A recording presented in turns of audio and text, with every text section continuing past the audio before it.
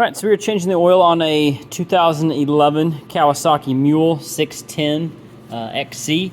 You need to find the drain plug, which is on the passenger side or the right side of the Mule. And if you go right underneath, you'll see it. It is that larger bolt that is right there. So we're going to take that off. That takes a number 14. Have your oil pan down below, and we'll go ahead and drain that oil. Okay, you can see that was the bolt I was talking about. Real stupid design with the drain plug because there is a metal solid bar that the oil just falls onto, and then the oil is just dripping out of multiple different places. So real stupid design.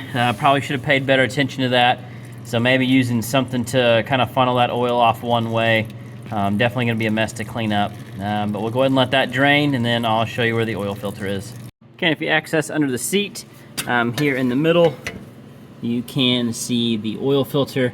Mine's on pretty tight, so I have an oil filter cap that I'm going to use to see if I can get that loose. Again, dumb design because there's metal bars where the oil is going to drip down. So again, going to make a mess when we drain this out.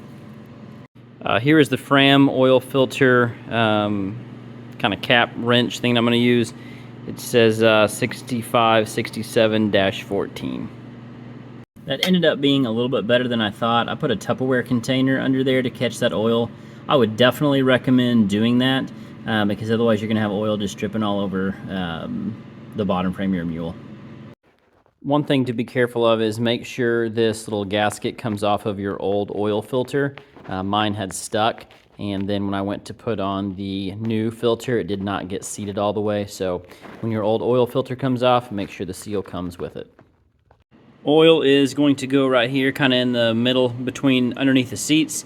That's where your dipstick is as well. Pull that out, and that's where your oil will be going in.